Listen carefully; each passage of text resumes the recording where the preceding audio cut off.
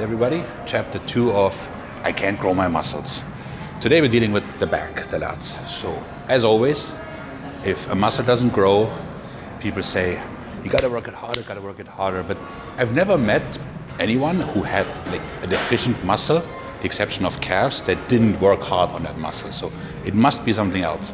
And usually the disconnect is that people don't understand the function of the muscle and they don't know how to activate it. So what do I mean by this? So let's say in case of the lats, right? They do this, right? So it pays to remind yourself by basically starting your workout like so. You know, think of like 8 to 10 to 12 reps, just getting a good feel for the lats. You could also, if you're so inclined, do what I call the flex deadlifts, where you go here and just basically squeeze on the top, squeeze your lats, squeeze. Or, you know, if you're a true bodybuilder, you can hit like front double bi and flex your lats. So anyway, as soon as you're in touch with the lats, you're off to a better start. And then when you are training said muscle, there's a couple points you have to make sure you're following. First, you gotta be stable, right? So I'm trying a two-handed pull down, I must be fixed. And then secondly, the first thing you do is you create tension, okay? You do this by turning the hands like so, and now I have tension in my lat. And then I start pulling from the shoulder blades as opposed to from my biceps. So, shoulder blades from here.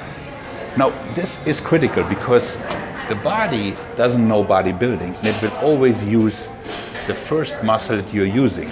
So, if the first impulse comes from here, then you're doing a bicep curl, but that will burn out, then your lat training is, you know, subpar, so to speak.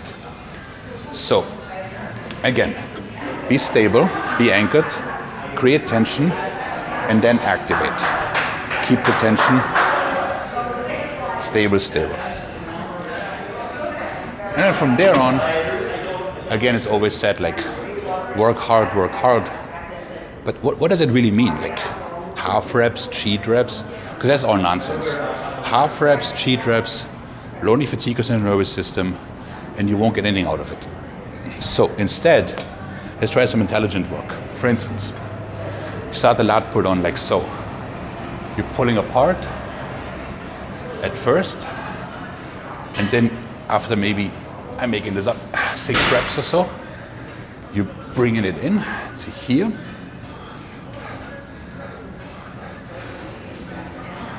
And then, as you fatigue even more, you would be going underhanded, falling back, right? So that would be a mechanical drop set for the lats that you could implement multiple times a week to create further stimulus. And then, just like with any muscle, you have to make sure you train all the ranges. So there's the mid-range, which is your regular pull downs, but then there's also the stretch, right? So that would be the pullover. That is something you would need to do and pay some attention to that during the workouts. You know, I get something in my eye. My eyes, the goggles, they do nothing. So definitely implement a stretch. And then one thing people forget is that the contraction for the lats finishes here, not here. So it pays to do some work where you're simply coming all the way back. So if you see how my arm goes by the body and you're squeezing tightly.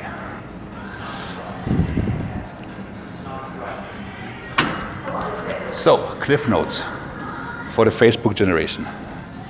If your lats don't grow, make sure your mind is connected to the muscle. Make sure you create tension. Make sure you activate the lats, not the biceps. And then from there on, you add meaningful volume to your training. Not just sets and reps and sets and reps, but sets that actually make sense and make you better. Mike out.